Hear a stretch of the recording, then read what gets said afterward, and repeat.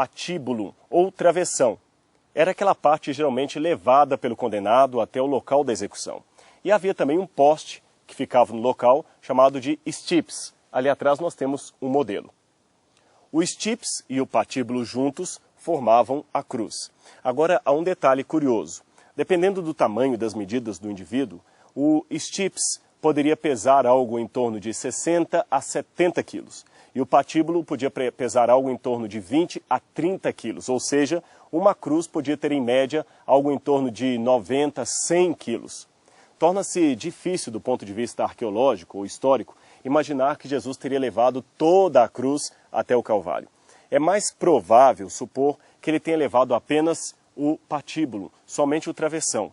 Jesus então passara pelas ruas de Jerusalém carregando este peso nas costas, sendo insultado pelas pessoas que ali estavam, até o local da condenação. Ali havia duas maneiras de montarem a cruz. A primeira delas, o stipes ou o poste já estava fixo no local e a pessoa era literalmente içada. A segunda forma, a pessoa tinha toda a sua cruz montada no chão, era também pregada no chão e a cruz era erguida de uma só vez. O livro Desejado de Todas as Nações dá a entender que foi esta a segunda forma usada por Cristo, porque quando a cruz caiu, provocou uma terrível e angustiosa dor no Salvador. Bem, seja como for, mais doloroso do que os cravos, mais doloroso do que os açoites, foi o que Jesus passou espiritualmente. É claro que a dor física não pode deixar de ser comentada, porque, afinal de contas, não foi apenas na cruz que ele começou a sofrer, não, de maneira nenhuma. Se você ler bem os evangelhos, lembre-se que o sofrimento de Cristo começou já no Jardim das Oliveiras, que fizemos referência no início desse programa. Ali Jesus já teve a sua alma afligida, ali ele começou a sofrer, a suar sangue. Ele implorou ao Pai diversas vezes, Pai, se possível, afasta de mim esse cálice. E embora o seu lado humano quisesse a todo custo se livrar daquele sofrimento, ele ainda teve fé e relacionamento espiritual o bastante para dizer, contudo, Pai, seja feito como tu queres. Que a tua vontade seja feita e não a minha. Que lição de fé, não é mesmo? Será que nós estamos hoje preparados para dizer, Pai, seja feita a tua vontade, mesmo que ela não seja a minha vontade? Devemos acreditar que a vontade de Deus é superior e melhor do que a nossa. E seja lá o que for que Deus deseja, por mais terrível que pareça, ainda será o melhor. Pouco tempo depois da sua grande oração, da sua angústia da alma, Jesus foi traído com um beijo por Judas, um dos seus discípulos. Ele então foi levado até a casa do sumo sacerdote, ali apanhou durante toda a noite, recebeu uma leva de testemunhas falsas que estavam levantando depoimentos falsos a respeito dele. Eles queriam a todo custo montar um dossiê contra Jesus. Ali ele apanhou, recebeu murros, socos, e no dia seguinte o levaram até Pilatos. A ânsia dos líderes judaicos daquela ocasião era que Jesus fosse condenado pelo poder romano antes da Páscoa. Por que razão? Muito simples. Eles imaginavam, supondo que Jesus fosse um falso Messias, que se Jesus realizasse um milagre na Páscoa, o engano seria terrível. Lembre-se, Jesus havia ressuscitado mortos, Jesus havia multiplicado pães, havia expulso demônios, ou seja, a fama de Jesus estava espalhada por todas as partes. Se Jesus, naquela ocasião, operasse um milagre, todos iam acreditar nele. Jerusalém estava repleta de pessoas de todas as partes. Havia judeus de todos os lados da diáspora. O que é diáspora? Diáspora é a referência que se dá aos judeus que moravam fora de Israel. Em Roma, na Babilônia, no Egito, em todos esses lugares haviam comunidades judaicas que durante as festas religiosas vinham para Jerusalém. Se Cristo operasse uma cura ali, seria o bastante para que todos o seguissem. E os líderes não queriam isto. Por outro lado, não tinham poder político para mandar matar Jesus. Somente Roma podia sentenciar alguém à morte naquela ocasião. Então, por isso, levaram Jesus até Pilatos. Pilatos, então, diante da multidão que clamava pela crucifixão de Cristo, se viu entre duas situações extremosas. Se, por um lado, ele condenasse Jesus à cruz, aqueles que eram seus discípulos podiam fazer uma guerra civil. Por outro lado, se ele libertasse Jesus, aqueles líderes que diziam que ele era inimigo de César, se assim o fizesse, poderiam fazer uma campanha contra ele. Então ele resolveu condenar Jesus à última sentença antes da morte. 1/40 de açoites, menos 1. E aqui nós temos um típico açoite como aquele usado pelos romanos. É lógico que esse aqui está faltando algumas partes. Os romanos tinham na ponta desse chicote pedaços de chumbo, de osso, alguns anzóis, de modo que quando a pessoa recebia o açoite nas costas, a parte de couro deixava lapiada a pele e as pequenas bolas de chumbo dilaceravam o músculo. Os ganchos e também os pedaços de ossos que haviam na ponta ajudavam a arrancar pedaços da carne. Então o sofrimento era terrível. Pilatos condenou Jesus a isto.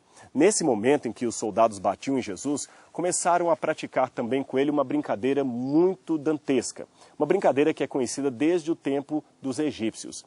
Essa brincadeira, praticada por adolescentes malvados, consistia em vendar os olhos de um jovem mais fraco e começar a bater nele. Cada vez que ele recebia uma pancada, um soco, ele tinha que tentar adivinhar quem lhe bateu. Se ele não adivinhasse, a pancadaria continuava. Por isso que eles bateram em Jesus e diziam: profetiza quem te bateu. E como se não bastasse, colocaram em sua cabeça uma coroa de espinhos. Porém não foi a coroa de espinhos, não foram os cravos, não foi o açoite, não foi a cruz o que mais doeu. Lembre-se, Jesus estava ali como o Cordeiro de Deus. Eu tenho aqui uma pele de cordeiro. O Cordeiro de Deus que tira o pecado do mundo. E você sabe qual foi a diferença da cruz? Porque, afinal de contas, milhares de pessoas foram crucificadas pelos romanos. Jesus não foi apenas mais um? A diferença da morte de Jesus não está naquilo que nós vimos, mas talvez naquilo que nós não vimos. Ele enfrentou ali a morte por todos os homens. Ele enfrentou o inferno no seu sentido máximo. Ele enfrentou a ausência de Deus. Ele morreu pelos pecados da humanidade. E naquele momento, ele poderia ter desistido. Mas ele pensou em você. Cristo pensou em você, em mim, em nós. Por isso não desistiu. Morreu de braços abertos para pessoas que muitas vezes estão com os braços cruzados, que estão fechadas para a oportunidade, para a graça, para a salvação. Aceite hoje o sacrifício de Cristo.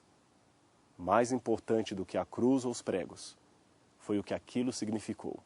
Ele morreu em seu lugar.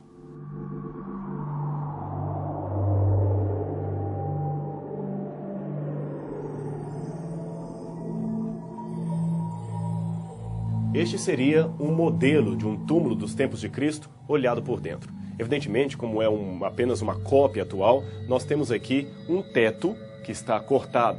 Mas se fosse naquele tempo, o teto cobriria toda esta parte, de forma que de fora seria impossível ver o que está acontecendo aqui dentro. Apenas aqueles que tivessem entrado pela porta lateral poderiam estar acompanhando o processo.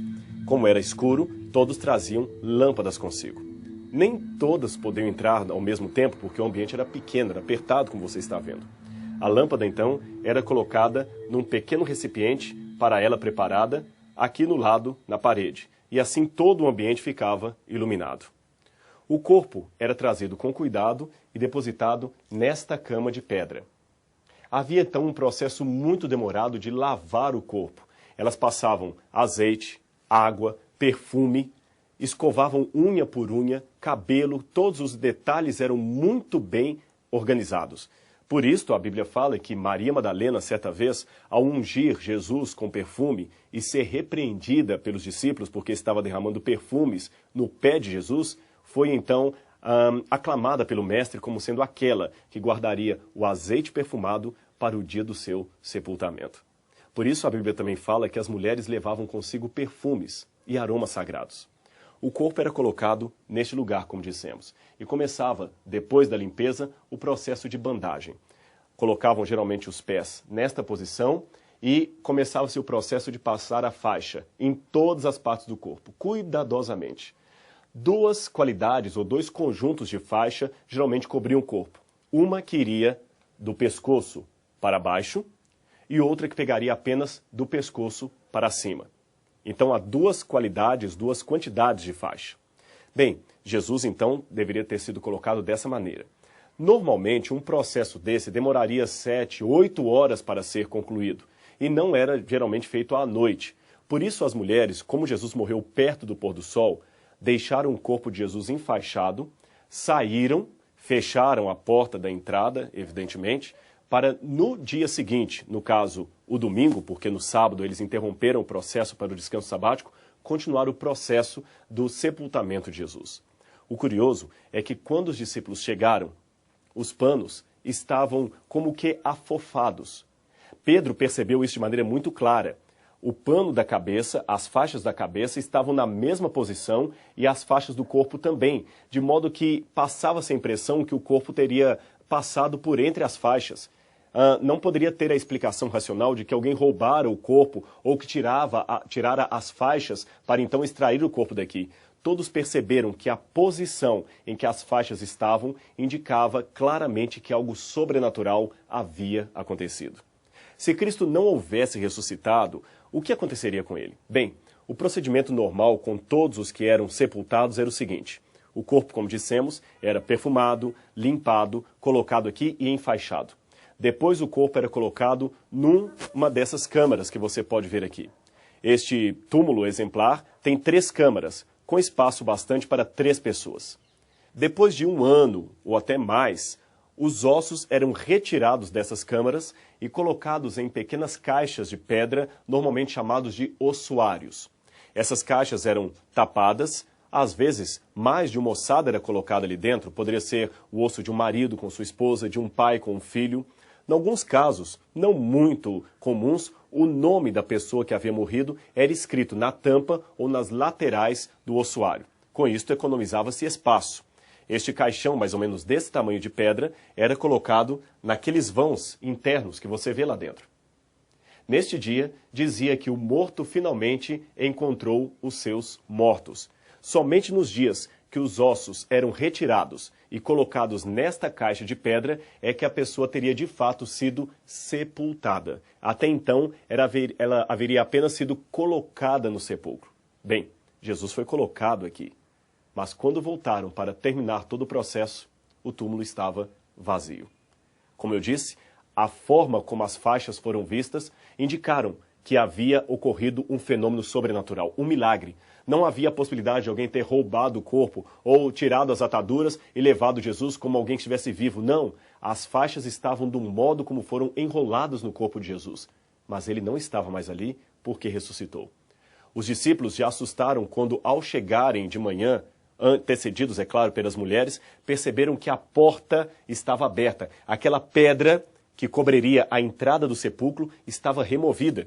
Lembre-se, na noite anterior, soldados estavam ali protegendo a entrada porque não queriam deixar de maneira nenhuma que se propagasse o boato que Jesus havia ressuscitado. Mas agora a pedra estava removida. E ao olharem desde fora até aqui dentro, perceberam que no lugar do corpo estavam as faixas e um anjo sentado, que lhes declarou: "Por que buscais dentre os mortos aquele que vive? Ele não está aqui, porque já ressuscitou." Afinal de contas, Cristo é o doador da vida eterna, doada a cada um de nós.